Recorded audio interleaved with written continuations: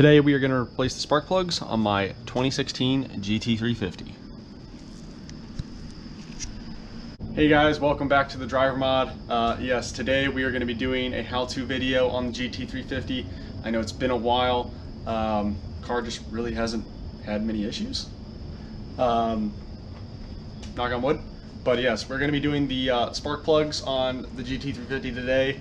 We've got our 8 Motorcraft spark plugs here. Here's the part number for you.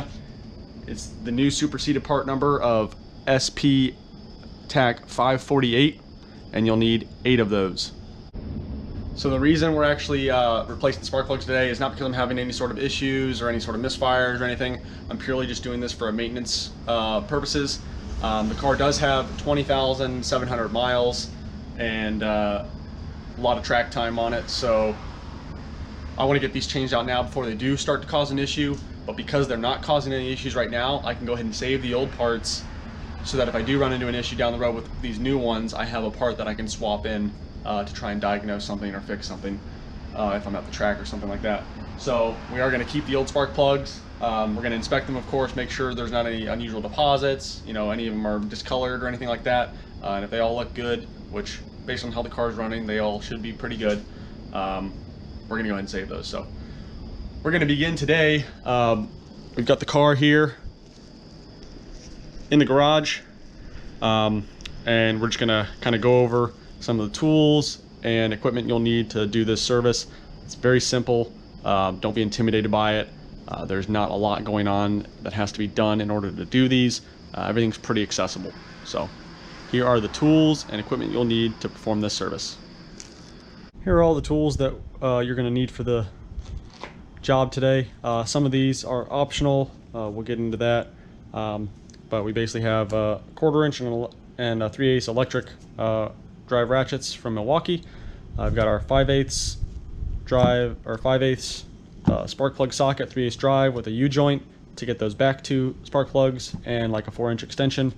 We've got a 10mm socket for the battery bracket or the battery clamp, 8mm socket for the hold down bolts on the coils, of course a torque wrench. A magnet will be helpful for sometimes the spark plug socket doesn't hold on to the plugs and you need to fish them out, so having a magnet. Trim removal tool is nice for the battery cable hold down bracket and the ignition coil clips, as well as a 90-degree pick for those clips. That'll help out. A 1/4 inch and a 3/8 drive ratchet, and then a 1/2 inch impact with a 15mm socket. The 15mm socket being for the strut tower bar, which, as we'll mention, is optional to remove. We did it for ease of use and access for filming purposes. All right, so let's get started. I'm also going to leave a link for these in the description below. All right, so the first step is actually completely not necessary. I am purely doing this to help with the ease of filming, as well as accessing some of the back spark plugs, and that's actually to remove the strut tower brace. So you can skip this step if you want. I'm going to go ahead and do it just to make everything easier to film and to access at the same time. All right, so to remove your strut tower brace, first thing you're going to do is access the 15mm bolts. There's 4, 2 on each side. We've got a 1/2 inch impact and a 15mm socket. You can use a ratchet or a wrench or whatever works for you. To access the 15mm bolt on the passenger side here, the battery positive cable is kind of held down here by a little clip. And we're just going to pry up on that plastic piece and kind of assist it to pop it up, and then remove the 15mm bolts.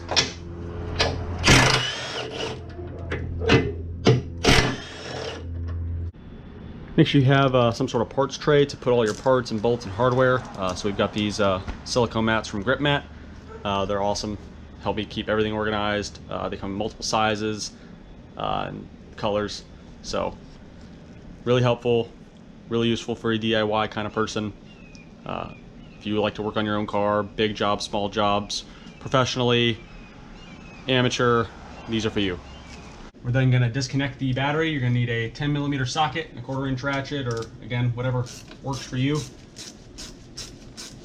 Just loosen the clamp up and flip it off and pull it to the side. That's going to allow you to easily remove the strut tower brace. Once you do that, you can go ahead and just pull the strut tower bar up off the studs and set it to the side. Next, we're going to go ahead and get these coil covers out of the way.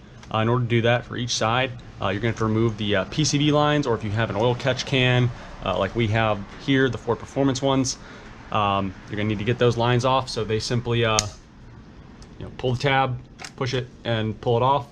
You can just rotate it out of the way or take it off entirely. That's up to you. So we'll move over to the driver's side. Same thing. Pull the tab, pull it off, and then we rotate it to the side. Then you can just pop these coil covers off, set those to the side. On the passenger side, you will have to remove the oil fill cap to make it easier to come off.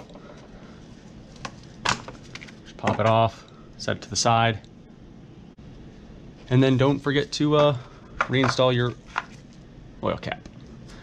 So now we can move along to removing the ignition coils on each bank. All right, so the first thing we're going to do to remove the ignition coils is release the electrical connectors. Simply just push back on the locking tab, and then you can compress it and pull them off. Kind of just tuck them out of the way. So just go down the line and do that for each one. I do have a pick in my hand. You may or may not need a pick to help assist with some of the clips. But yeah, push back, compress, and then pull back.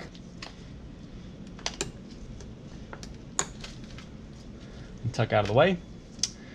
Now we can remove the 8mm hold down bolts for each coil. For that, I've got a 8mm socket.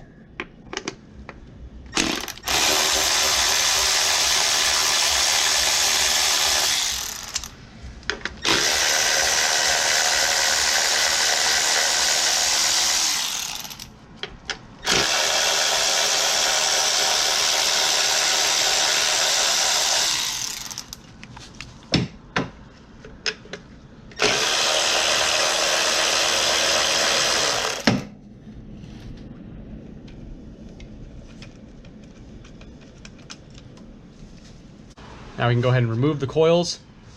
You can mark them if you want, but just put them to the side in a way that you're not going to get confused, because ideally you want the same coil to go into the same spark plug well. It's not a huge deal if you don't, but it's just a good practice. So now we've got access to all 4 of our spark plugs. Now we're going to remove those. So to remove them, we have our 5/8 spark plug socket.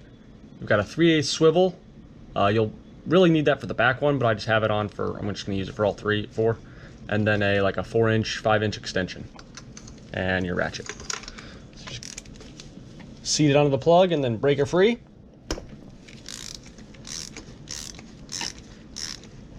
You can either back it out all the way with the ratchet, or just go down the line and break each one free.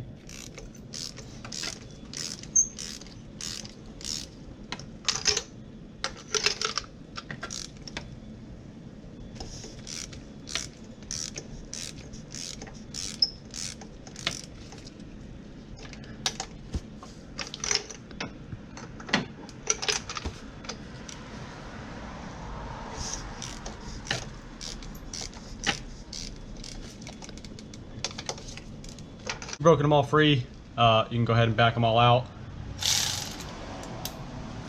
We've got a 3/8 electric ratchet here, so it speeds things up a bit.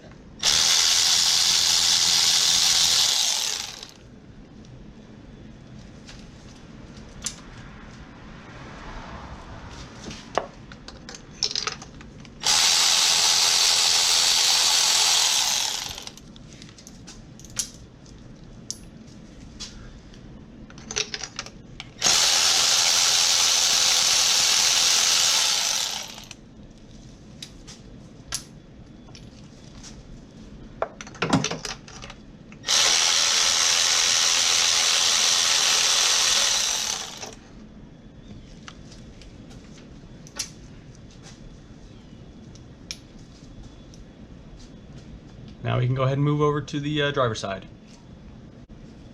Or you can go ahead and install the new ones on this bank. It's basically your preference. I'm just doing this kind of all in one big step instead of doing it bank by bank. Again, preference is totally up to you. Again, just like the passenger bank, we're going to start by releasing the ignition coil connectors. Again, just tuck them to the side.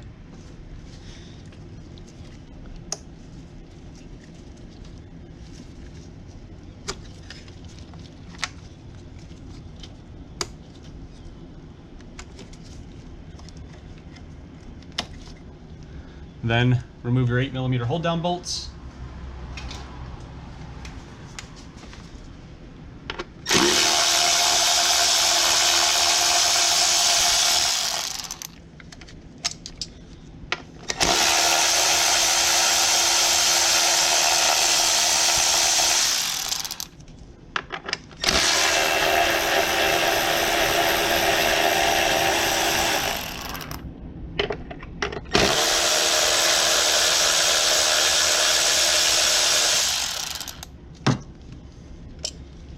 Next we can remove the ignition coils. Again, try and keep them in the same cylinder. So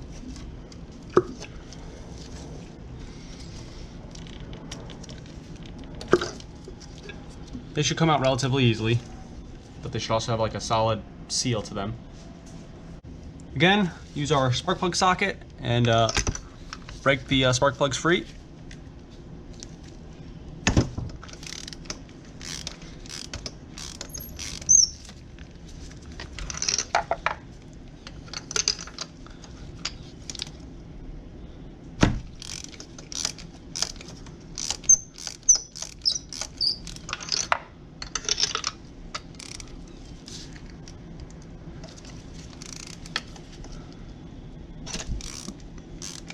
These are the original factory installed spark plugs.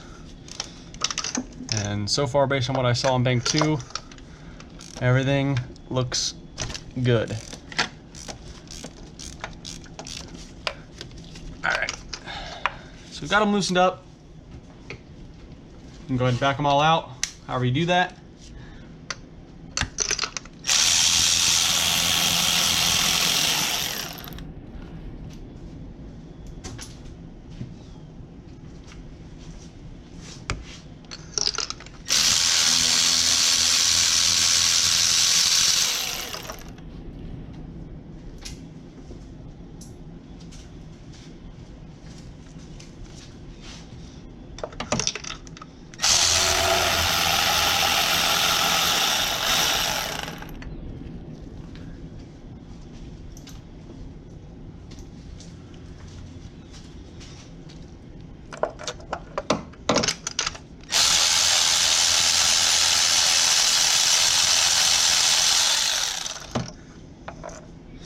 So now we've got all 8 coils and spark plugs removed.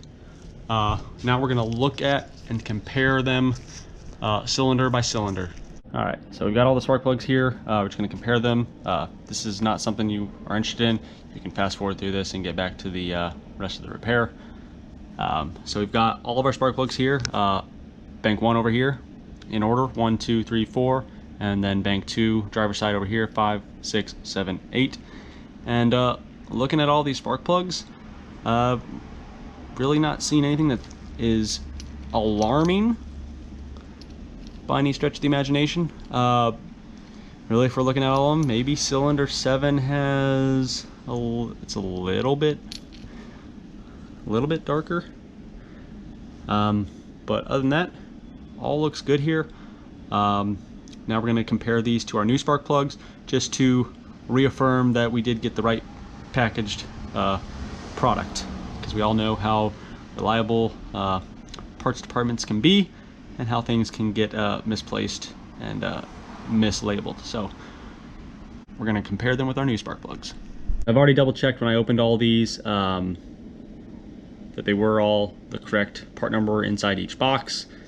Do your due diligence and always verify that. And now we've got one new spark plug on the left and one old spark plug on the right. Basically what we're looking for is the total thread depth The thread, obviously, pitch, and then just the overall length, electrode, all that looks good. So we do have the correct spark plugs here, so we'll go ahead and take that back. Now, if you haven't already, you're going to want to verify the spark plug gap on all the new spark plugs. You never know if maybe one of the boxes got dropped and could have altered the electrode gap a little bit. So we've already done that. I'm going to go ahead and post the spec down below, as well as I wrote it on the boxes. So here is the new spark plug again.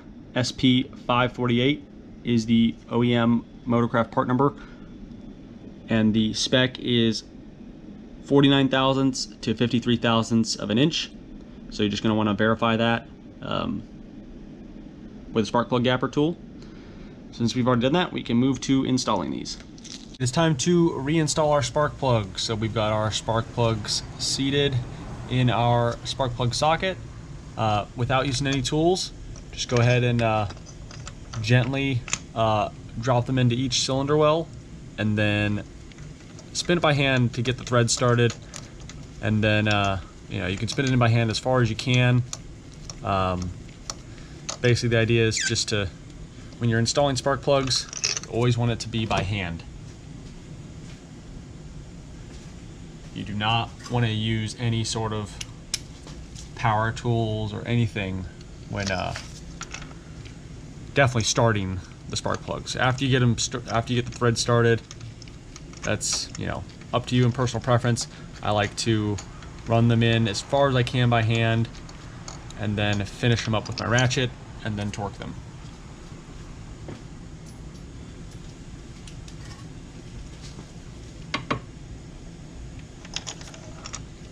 I'm going to be very careful when doing this. You don't want those electrodes to, bang down on the bottom of the spark plug well, altering the gap.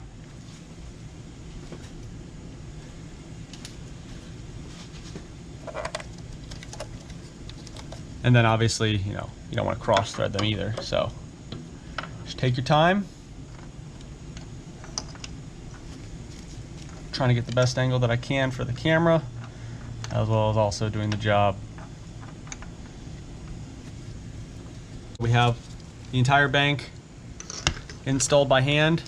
Now we're just gonna put our ratchet on them and make sure that they were all the way at the bottom of the cylinder well. Just turn it with a little amount of pressure, just in case you were able to get them all in. Looks like we were able to run these in all the way by hand, because we are gonna torque them now after we check this. All right, so they're all in. Next, you're going to take your torque wrench and set it to 12 foot-pounds. It does seem somewhat light, but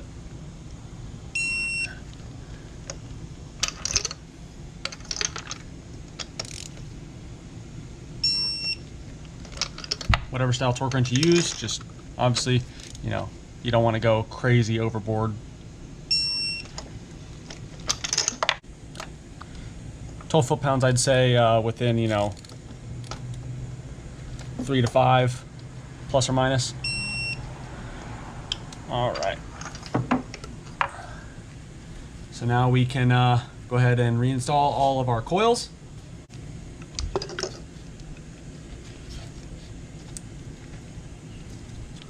Push them in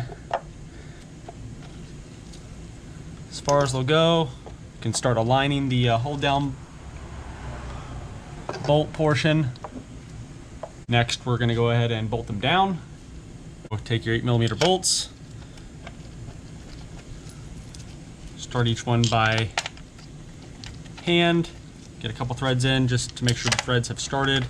The threads are semi-fine on these, so they're very easy to cross thread, especially if you're using power tools. So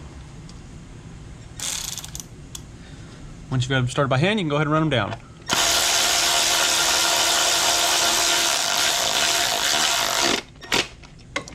These are just hold down bolts. They don't need to be excessively tight.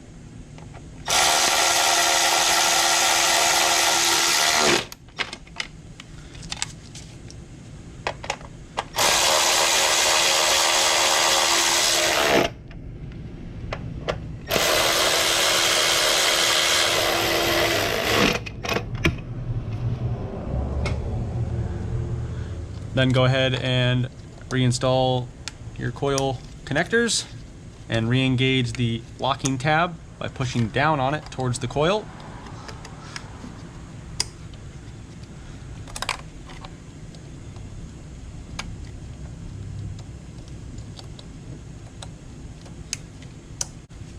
Then grab your coil pack cover, seat that, and then lastly reinstall your PCV, your ventilation line on your catch can or whatever down here. Just make sure it locks in place. Now we can move over to the passenger side. All right, so same process as the driver's side.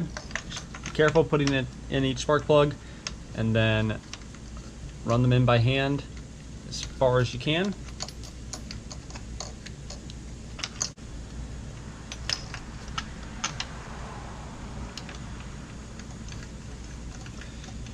Might have to turn them counterclockwise a quarter turn to you know, get the threads to seat, then start turning clockwise.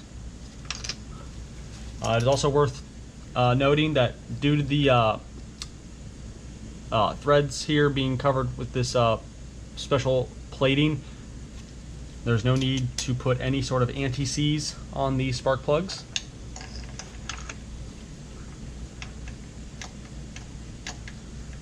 Technology has come a long way.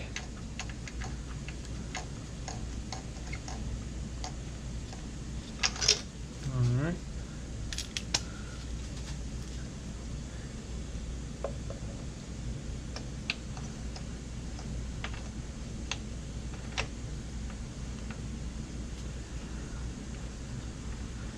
Definitely the back two, take your time, making sure that it's going in straight. If you feel any sort of like excessive resistance right off the bat, back it out and try again.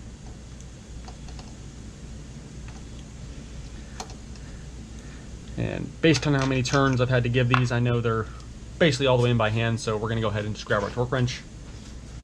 Again, set it to 12 foot-pounds.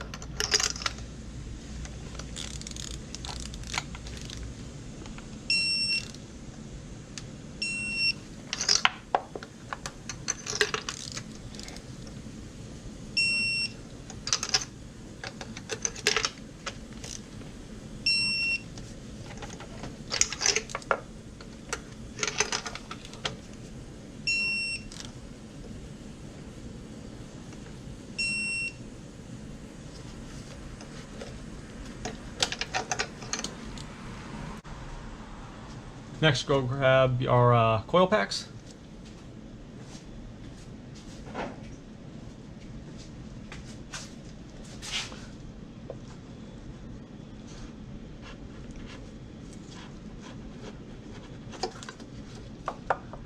Kind of install them in reverse order.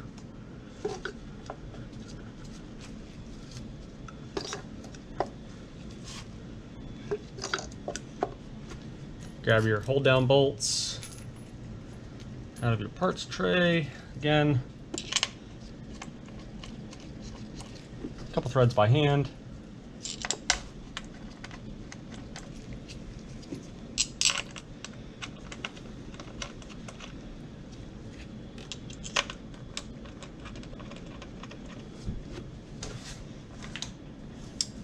And grab your 8mm and run them down.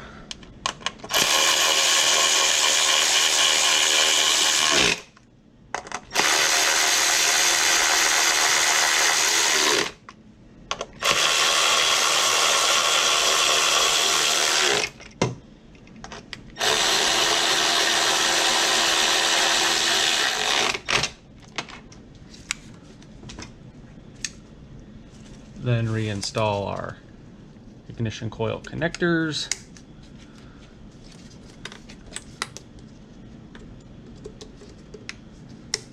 Each connector should only really reach only one of the ignition coils, so you really can't mix those up. Now we can go ahead and reinstall our coil cover. Move the oil fill cap briefly. Slide it into place, seat it, reinstall your oil cap, then reinstall your catch can or PCV line. At this point, if you're a GT350 owner, you know how much of a pain checking the oil is. Since we've got the strut tower brace out of the way, before we put it back, check your oil. Just kidding. So now we're going to go ahead and reinstall the strut tower brace and the battery, and go ahead and fire it up. Our strut tower brace, just go ahead and align it on the studs, and grab your 15mm bolts. Get them started by a few threads. Then grab your 15mm socket, ratchet, impact, however you got them off, and zap them back down.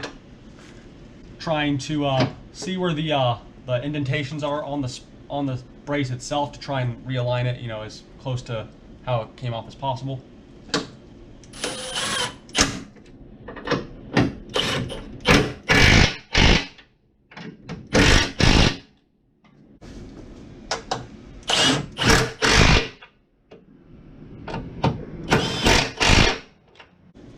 And then the last step is go ahead and reinstall your battery cable. Install the hold down on the post there, and then take your 10mm socket and tighten the clamp down. You do not want to over tighten this, so just get it nice and snug. Check to make sure it doesn't wiggle, and then you'll be good to go. So now we can go ahead and clean up our work area, get everything off the car so that it's ready to fire up. So once you've double checked everything and overlooked your work, it's now time to start up the car. So just go ahead and fire it up.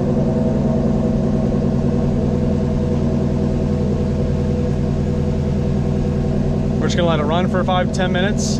Make sure that it doesn't have any misfires, running rough, and everything runs as it usually does. You can also take this time, if you disconnected the battery, you can go ahead and you know, redo your clock. So we're just gonna let this run, get some heat into it, and make sure it runs okay, and then we'll go ahead and test drive it. All right, so once we let the vehicle warm up, go ahead and take it on a road test as long as it's not displaying any issues, and then after the road test, as long as still no issues pop up, you are good to go. So that will complete the how to replace your spark plug service video on a GT350. Again, this will apply for the 2015 through 2020 GT350s and GT350Rs. Thanks for watching. We'll see you on the next video here at the Driver Mod. Got more content coming. Excited. The GT350 S2000 series is in the works. We've got about 90% of it filmed and probably about 50 to 60% of it edited. So stand by for that. That's going to be a really, really intriguing series, and I hope you all find it enjoyable. But again, thanks for watching. Leave a comment, like down below. Please subscribe if you haven't already, and we'll see you at the next video here at the Driver Mod. Take care.